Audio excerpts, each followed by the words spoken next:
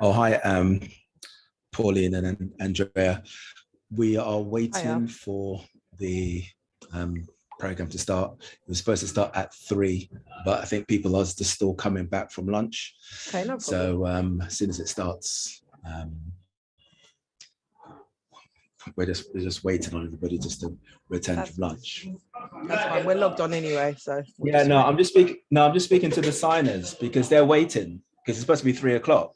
So what did Jermaine say? I know, but so what do I tell her? Okay, so we'll speak to you soon then. Just let us know when you're ready. Okay, looks like we're seeing some kind of action going on. Okay. Okay, no problem. All right. Thank you.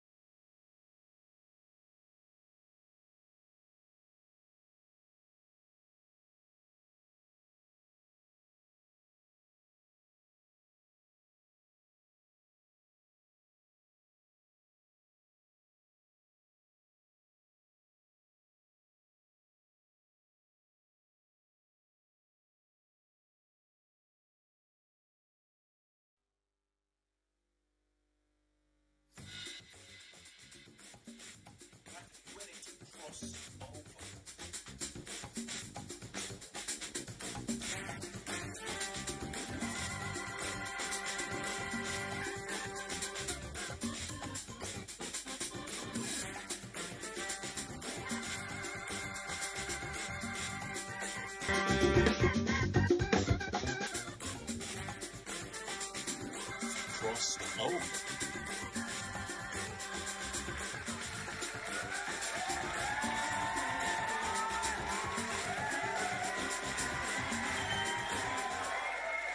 Hello everybody, and welcome back to the Crossover Show. My name is Jermaine Wong, and you're here at Hazewood Retreat Camp Meeting 2022, and I'm so happy to be here with all of you guys here.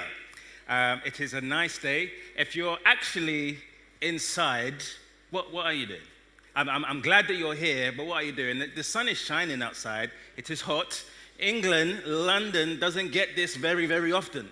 So if it's being recorded, I'll give you permission to go and get some rays, go and get some of that vitamins. I hope you're having a happy Sabbath. This week we have been so blessed with what's been going on here at Hazewood. We've had the Crossover Band. We've had singing evangelists here with us every night. We've been blessed by Michaela Matthew Maris. She's been blessing us. We've been hearing the words. The word that God has been speaking through Pastor Ty Gisson has just been life-changing. It's been phenomenal. Okay, so we are here today. We're going to be speaking with ADRA representative, not just yet, but we are going to be speaking with ADRA representative Kathy Bordeaux, and we're going to be speaking with BUC Educational Director Lorraine McDonald. But just before we speak to them, we're going to have a short break. Right after this.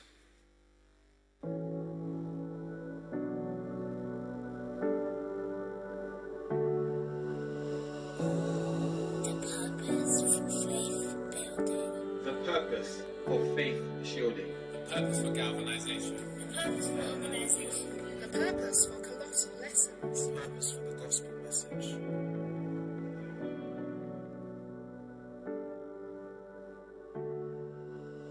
The reason why we believe. The reason why we achieve. The reason why we connect. The reason why we sing. The reason why we look above.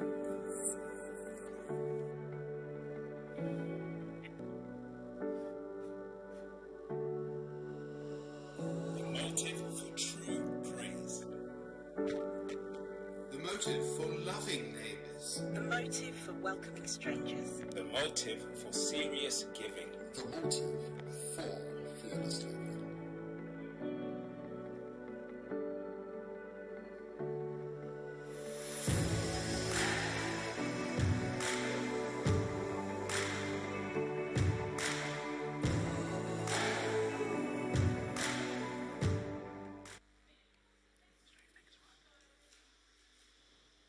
Welcome back. We are here at the Crossover 2020 Camp Meeting 2022. Just before we went to that commercial break, I forgot to tell you, we have also got 2 prizes to give away again today. We have still got, are you ready? We have still got a 3-course meal for a party of 2 at a nice, fancy London restaurant. So a lucky person is going to be the lucky recipient of that gift. And for the super prize, you're going to have to come back for the concert. You're going to have to come back for the concert. Okay, without further ado, I'm here with ADRA representative Kathy Bordeaux and BUC Educational Director Lorraine McDonald. How you guys doing? Please give them a round of applause. It's good to have you. It's good to have you. Thank you for taking the time. I know it's sunny outside, but the sun is shining in our hearts in here as well. That's okay. Kathy, you work at ADRA. I do. Please tell me, what does ADRA stand for? ADRA stands for Adventist Relief and Development Agency. ADRA. Adventist Development and Relief Agency. Okay. And how did you get started with that organization? What drew you to start working at ADRA? Well, I've always believed in ADRA since it's been around. ADRA does a lot of really good work overseas, and it helps people in some of the poorest communities in the world. And a few years ago, when there was a crisis in Haiti, a friend of mine and I wanted to go to Haiti to help. Our husband said, you're more a liability in Haiti than you would be a help. Wow. So we probably agreed. So we organised a concert, we liaised with ADRA at the time, and ADRA were very supportive to us, and we raised about £3,500. So we were really, really excited about that. And the opportunity came up to work for ADRA just out of the blue, and I was teaching at the time, didn't necessarily think about ADRA, and I took the opportunity to go and work for them. Amazing. Okay, so you worked in Haiti. What are some of the other... No, I didn't work in Haiti. I wanted to go. You wanted to go? I wanted to go, but no, I didn't work. No. So where are some of the other countries that ADRA are represented in? You got Haiti, you got... Well, ADRA actually has worked in 118 countries, because ADRA is a really big organisation, really huge organisation. ADRA UK, we work in various countries. We work in places like Myanmar, which was the former Burma. We work in Thailand. We work there with migrants. We work in Ghana. We work on developing cashew products. We're doing a project now in Nepal about, it's like a biodiversity project around poverty with farmers in Nepal. Very exciting project. So we do lots of things all over the world. Okay. What's exciting you right now? I mean, what's the project that you're working on right now at this moment? I actually work on UK projects. Okay. And right now we're really, really excited about World Refugee Days coming up quite shortly. As you know, Ukraine has been in the news quite a lot. And we have lots of refugees coming from Ukraine. We're working with Adventist Community Services, looking at World Refugee Day. But refugees aren't just from Ukraine, they're all over the world. You know, there are millions of people who are displaced, who are asylum seekers, who are undocumented migrants, and so we are working around that right now to think about that. But also, major thing that ADRA is doing now is their appeal. We're doing our Do Good appeal. Okay, Do Good appeal. Yeah, and that appeal's been going from March, and it goes through till the end of the year. And we want everybody to get really, really involved with that. And there was no door-to-door appeal this year because of COVID. We're coming out of COVID. We want everybody to get involved with our Do Good appeal. That's really, really important to us. Brilliant. I'm going to ask a little bit more about that. Just before we do, I want to speak with Lorraine. Hello, Lorraine. Hello. Hello. You're the BUC Educational Director.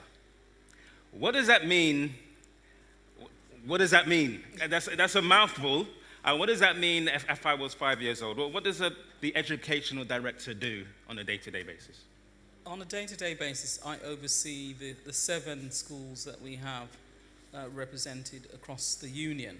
So we used to have an education director at the North England Conference and at the South England Conference, but those positions no longer exist. So I look after all of our 7 schools that are dotted across England. We don't have any schools in the missions, and so my responsibility is to look after those schools. And I do still have a hand, look at Eden, even though Eden is not, we are not the proprietors of Eden. Okay. I still consider them part of our remit.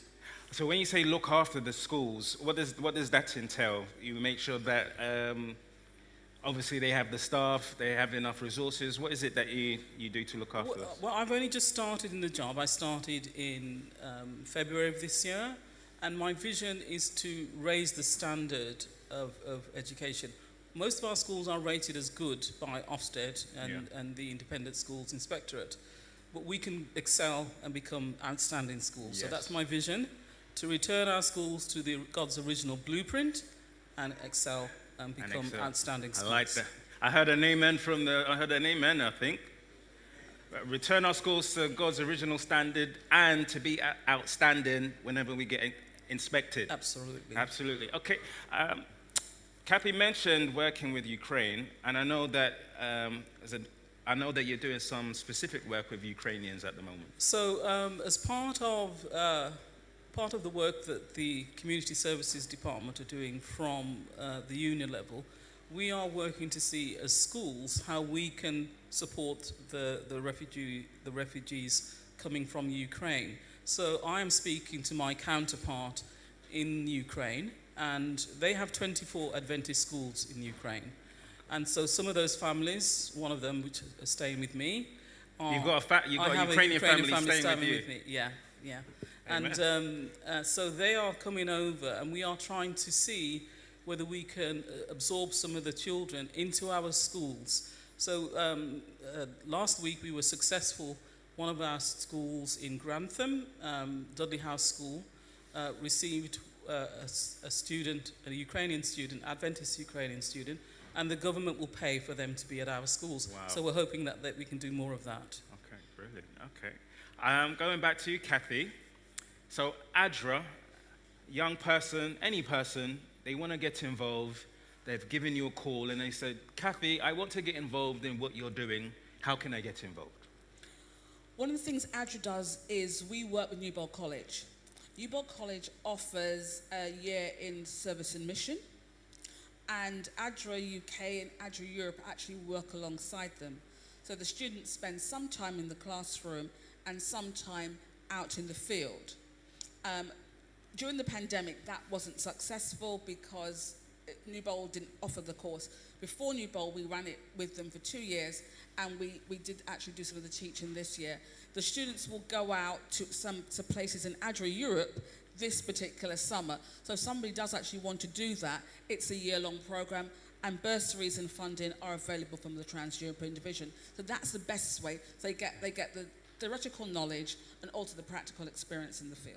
Okay. And so when they go to other countries, are they helping to build schools? They sometimes helping to build schools, look after people who are disabled, a variety of projects, depending on what's up there at present. Okay, brilliant. And Lorraine, someone gives you a call and says, Lorraine, I want to be able to help you in your role. What is it that I can do to help? So we have relaunched what's known as the Adventist Teachers Association, and I am seeking to change the name of it to become Adventist Educator Association, because what we are seeking to do is to have, part of my role is to support teachers or educators in the mainstream. So to assist me and to assist our schools, I've now started a database that currently we have about 70 different members who have registered, and I'm putting that appeal out. If you would like to get involved, even if you're not working in our schools, you can still get involved. So even if they're not working in your schools and we want to get involved, we can give you a call. You can. Okay. So, well, if they can go to the website and just register there at the BUC website and go onto the departments and then education page, they'll see the Adventist Teachers Association. But it's for everybody, retired teachers, whether you are a bursar, EdPsych, anybody in education. This is why I'm going to change the name to the Adventist Education Association. We want to hear from you. Brilliant. Kathy Bordeaux, Lorraine McDonald, thank you so much for joining us on the Crossover Show. It's been a pleasure. Please give them a round of applause. Thank you. Thank you. We'll be back right after these short messages. That's it. Whoa, what's wrong? I've had it up to here with people. Oh, people. What's people done this time? People, as usual, have let me down. You know what? From now on, it's just going to be me and God. What do you mean, just you and God? I mean, from now on, my Christian walk is just about me and my Savior. Done. I'm not joking. I'm done with people's insecurities, inconsistencies, and hypocrisies. My faith journey will consist of a one-to-one relationship between me and God. That's it. That might be a bit difficult. Why? Because you're made in God's image. Yeah, I know. God exists within an other-centered context. So? Can't be other-centered all by yourself. Kind of defeats the purpose. Wanting to do a solo thing with God when He wants His followers to thrive as a community of other-centered believers. Yeah. Someone's will is going to have to bend, and God's will has been around way longer than yours. Yes, I know you're right. But how am I going to learn to do my faith journey with other people when they consistently let me down? You learn and get empowered to handle disappointments more effectively when you learn to cross over. Cross over? What do you mean, cross over? Well,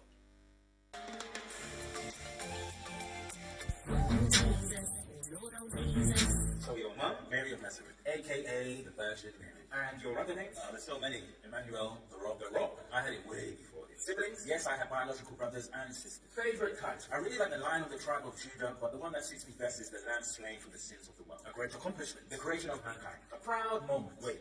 Are you allowed to be proud? Yes, selfish pride is what causes the trouble. Okay, a proud moment. Man and woman's first embrace. Where did you grow up? I was born in Bethlehem. I spent some time in Egypt, but I grew up in Nazareth. Can anything good come from Nazareth? You can speak to my friend the family. Principles you abide by?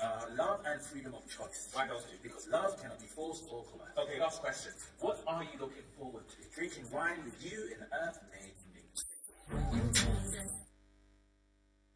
Welcome back. We are here at the crossover. My name is Jermaine Wong, and still to come on the show, we still got to give away a 3-course meal at a fancy London restaurant. You are allowed to say woo. That is still to come today. But before we do, I am here with Jacqueline Brown. She is a medical missionary. Please give her a round of applause. Hello, Jacqueline. Jacqueline, you're a medical missionary. A medical missionary. All right. First of all, what is a medical missionary? A medical missionary is someone who sees the need. 1 second. We need to be able. I really want to know what it is, so I reckon we're gonna turn on your microphone so we can hear.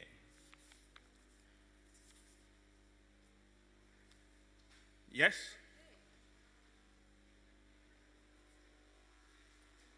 Okay, so let me ask again. So you're a medical missionary. Yes. What does a medical missionary do? A medical missionary is someone who ministers to the needs of humanity, physical, mental, and spiritually. All right, one more time for us, Jack. So a medical missionary is someone who ministers to the needs of humanity, physically, mentally, and spiritually. Okay, so on a typical day, I mean, I know you've got a massive ministry. Your ministry is based up north? Yes, it's based in southern Scotland. Southern Scotland. Okay, so on a particular day, you have clients, or do you go out to seek people, or do people come to you? That's the thing. We have all manner of different facets. So besides having people come to our home to receive health education in terms of how to restore their health or how to maintain health, we also go to people to minister to them at their point of need in their location. Okay. So it's multifaceted, really. Okay. Is there a typical health issue that you normally get more than others? Is there like a? There's a top 5, for example. Okay. What's the top 5? Top 5: cancer, high blood pressure, diabetes, arthritis, mental health. Okay. Is that 4 or 5? That was 5? That's 5, yeah. So someone comes to you, someone phones you up and says, Jackie, I'm dealing with the C word. Sure. And I don't want to go to the doctors. I don't want to get the traditional method. I'm coming to you because I feel impressed to come to you. Okay. So I'm taking a bus or I'm taking a taxi. I've saved up. I've taken a taxi or a train. I'm coming up to Scotland. What can you do for me? What's the first thing you're going to say to First that thing person? I'm going to say is basically try to strengthen you. Try to help you not to fear the big C word. And to help you to understand that God loves you and He cares, and that He is able to heal us physically, mentally, and spiritually. And there's nothing He can't do. But also to inquire why they are not going to their physician, because the other misconception about medical missionaries is that we discourage people from going to conventional doctors. Okay, yeah, that is something I've heard. Yes, but that's not the case. However, if the person is resolved in themselves to want another way, then of course, so my initial thing is to pray with them and then see how they want us to assist them, whether we send them information to carry through at home or whether they want to come away and be shown what to do. So this is something that I would do immediately, yeah. How important, you mentioned that you tried to remove fear. Yes. How important is that initial step for the success of your treatment? Well, initially, when someone is diagnosed and they're told, it just seems like a death sentence. So the first thing that they imagine is, I'm going to die. Yeah. So the first thing I want to do is dispel that, and also to pray with them, to strengthen them, but also to say, to encourage them that there is a way. But whether in life or otherwise, God is there. Yeah. Now, when they come, before they come, they have to fill out a health evaluation form so we know exactly what's going on. Because most people don't just get cancer. There are other pre-existing conditions before they're diagnosed with cancer. So we want to know what's going on in the life. Yeah. And once they come, it's not just about, we don't attack cancer, we attack the person. Not physically, not in a bad way. I was going to say, like, we want to help the person. So it's a not holistic about approach. focusing on the disease. The disease is an expression of something that has happened, or maybe something that needs to be changed. And a lot of people who have cancer, sometimes trauma needs to be dealt with. Trauma. So is it, would you say it's the same approach if someone comes to you with a mental health issue? Absolutely. Yeah. So with mental health, we need to ascertain why you have depression. Why are you anxious? Until we get to know the source of why, you know, I could give you all the green juices, give you all the magnesium to calm you down, give you, you know, passion flower, again, to help you sleep. But we need to ascertain why. But as we are ascertaining these things, we also do all of those other things. So we do hydrotherapy, we do massage, and we do, you know, make sure that you are exercising, because all of these are good for your health. Yeah. So I assume then, as a medical missionary, you take a holistic approach. Absolutely. But the approach has also got a deeper thing that's going on where we want to highlight the relationship with Christ as the ultimate healing factor. Sure. How, in what ways does medical missionaries differ from that from traditional doctors? Like when you're introducing that aspect? Well, we've had different people from different denominations and different religious persuasions with us. However, they know that they're coming to a Christian home, and that we uphold that healing comes from God ultimately, and that we do not profess to heal anybody. Okay. That's something that is very important for us to underline before the person comes. We do not claim to heal anyone. We simply give the information and will assist in the restoration of the person, physical, mental, and spiritually. But the most important aspect is that they take Christ with them, even if it's just a seed. Yeah. So, you know, we've had individuals who are Buddhists who have come and said, wow, for the first time, I understand better Christianity. Wow, okay. You know, one lady who still calls me today, and it's important to welcome everyone and help them to know that they are appreciated and loved. But that by our lives, we testify whom we serve. Amen. You mentioned someone coming to you and then leaving with the seed of Jesus, and I guess that is the ultimate success story. Absolutely. If someone comes and you know what, I'm leaving and I've got a seed planted, and I'm gonna, you know, look at Jesus a little bit differently than what I did before I came. Yes. Have you got any other success stories where someone is, you know, been freed from cancer? You have? You got? I want to hear one. Tell me one of your success stories of when someone was. Just one. You got loads. You got many. Tell me your favorite one, or your most memorable one. Oh wow, there are several. I'm really sorry. I find it hard to. I'll give you a few.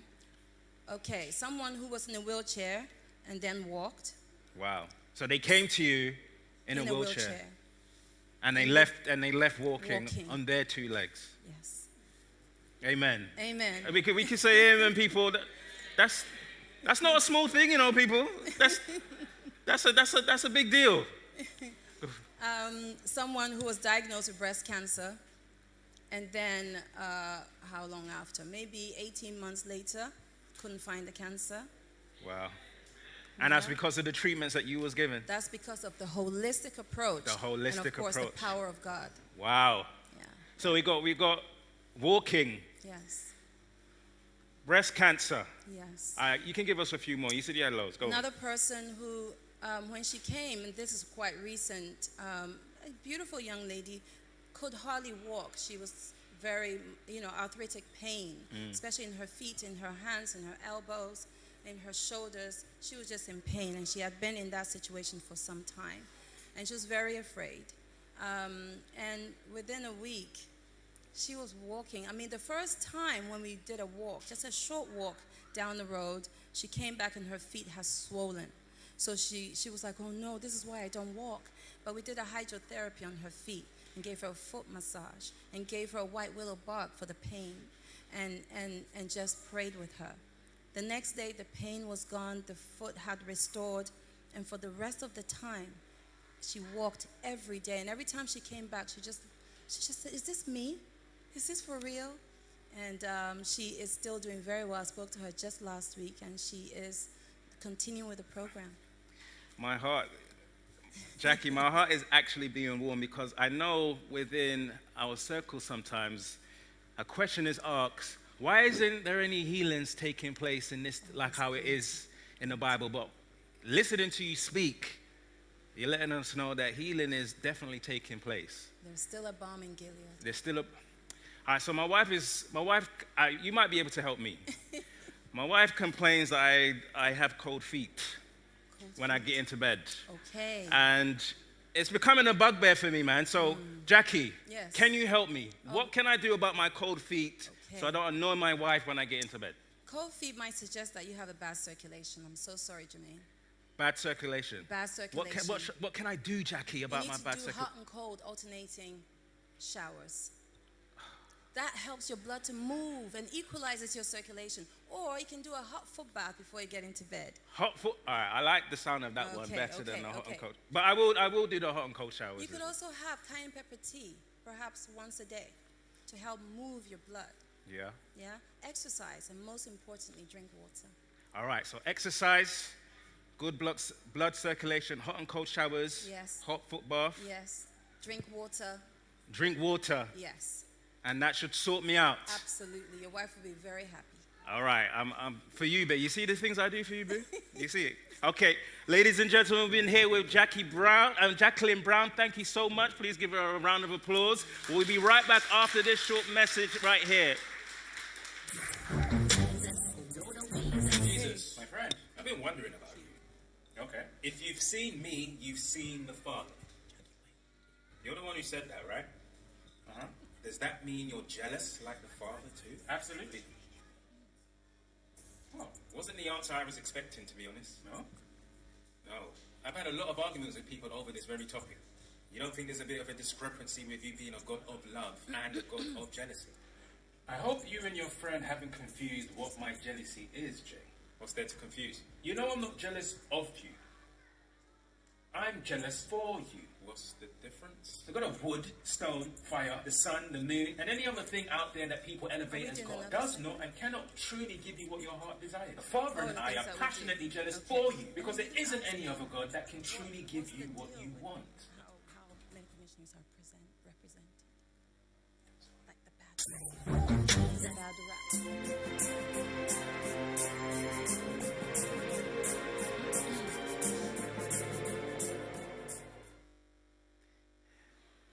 Welcome back to the crossover. I'm here with Jacqueline Brown. I need to ask her one more question.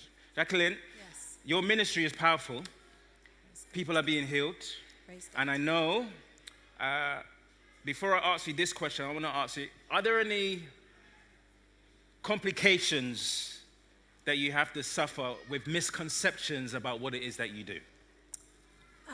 I think most people believe that medical missionaries are a group of people who are really condemning and very judgmental, and that they want to be maybe separate from the church, and that's not the vibe I get from you at all. These just are to say, misrepresentations of what medical missionary is. Jesus is the ultimate medical missionary, and if course. we're aspiring to be like Jesus, there's no way that we can have that attitude. And we're all for the church, working with the church, and healing the church. We do by His grace. Yes. I'm a person. I've been impressed. Let's say I've been impressed by what you've been saying in this interview, and I'm like, you know what? I want to get involved. I want to work with the Browns. How can someone get involved with working with you? What is it that you offer and do? Okay, what do we do? So we have the home health education retreat where individuals come for either 3 days or between 3 and 12 days, or sometimes they say, I need a little bit more, and we will accommodate as we are able. And here they have a program that we work together to accomplish, to reverse their lifestyle diseases, or it may be just to come aside and rest a while from some mental agitation, or they just need help. And then we have training. We do online training, which is usually lasts from Sunday to Sunday. And there's one coming up at the end, the very last week of July, whereby we learn together. We have 3 sessions a day, and we just learn how to be a medical missionary. This is the foundation level. And then we have a youth arm now emerging. Of course, we have lots of youth in our home. We have 4 children, 18, 16, 14, and 11. So with that, there is a youth ministry, and we meet twice a year. At the moment, the last one was February, and we have another one coming up the last week of August, where individual youth come to our home just to live together and, learn about how to gain a closer relationship with Jesus. Okay. So ultimately, it's just about Jesus. It's all about and about Jesus. healing and about holistic healing. Absolutely. Thank you so much, Jacqueline Brown. Thank you for being on the show. Please give her another round of applause. Thank you. Okay, next up, we can give away these prizes now, huh? Yeah, it's time to give away some prizes. So I need to know who was here for Pastor Ty's sermon earlier. All right, so I've got a few hands. So Brother Eugene, I'm going to ask if you can pick someone randomly from the crowd, so we can pick someone to win these prizes. So put your hands up. Who was here at Pastor Ty's sermon?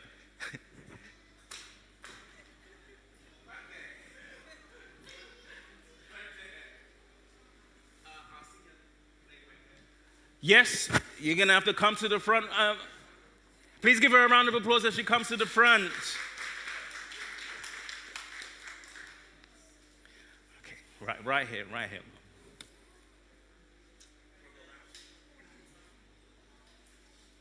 Okay, Mom, I hope you was paying attention to what Pastor Ty was saying earlier. You was? I was, but I don't mean that I'll remember to tell you everything. So okay, I'll try and go easy, okay?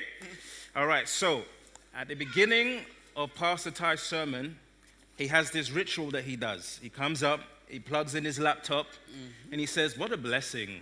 And then he bigs up Michaela, and then something comes up on his screen, let's cross over, and then underneath, there's a subtitle that comes underneath. What was the name of today's sermon's subtitle? It was the anointing of Jesus with Mary. Mary anointing Jesus. That was a sermon today, and it was taken from Matthew. I'm sure it was 25. You know what? That wasn't the answer, but you know what? That wasn't it. Come on, people. Hold on. Who's shaking their head here? You know what? That wasn't, I love that answer so much, I'm still going to give you the prize anyway, Mom. Thank you very much. Okay, so, Mom, you have got the prize of a 3-course meal at a fancy London restaurant. Who are you going to bring? Are you not allowed to bring your grandson or your son? No, I'm a widow, so my husband is dead. Okay. So, I'm not sure. So you're gonna think. Interested. Okay. So if you don't want to go yourself, then you. My daughter is also here. So is your daughter here? Yes. So you got. Husband. She's got her husband. So I'm saying that. Maybe not for you. Eating out is not me. So maybe your daughter. Where's your daughter? Is Mommy's daughter here? No, she's not here, but she's on the side. Okay. All right. So you've got a brilliant gift to give away to someone this week. Please give her a round of applause. Thank you very much. Okay, I think we're we've got one more message to give, and then we're going to be at our final thought, and then I'm going to free you for the rest of the sunshine until later on for our concert later on tonight. Is that correct? Last message. One after this.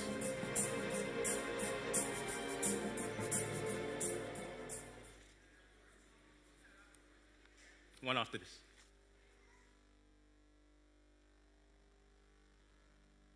We're crossing over.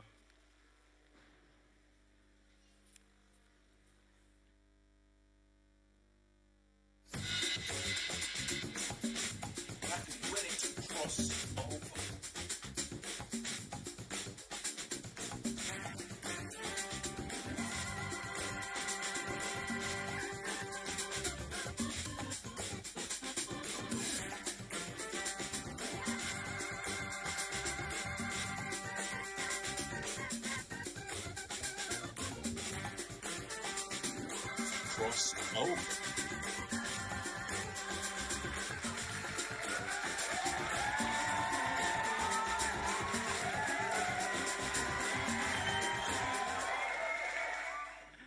Welcome back to the crossover. You're here with Jermaine Wong at Camp Meeting Hazelwood, Camp Meeting 2022. Now, obviously, that wasn't the thing I was talking about, but it's okay. I like the intro anyway. Listen, we have been here at Camp Meeting 2022, and we have been having a fantastic time. We have been moving from fear to love, from obligation to attraction, from bondage to freedom.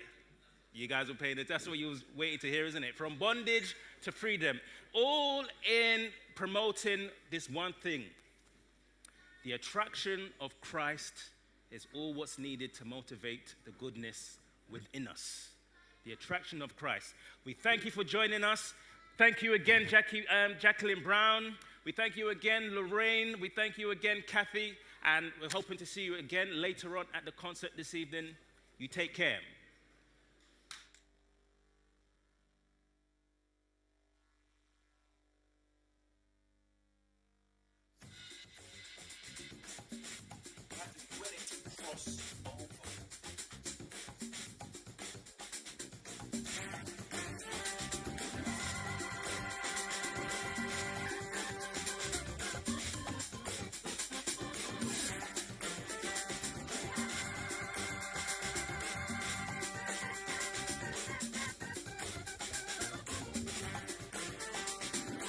Cross over.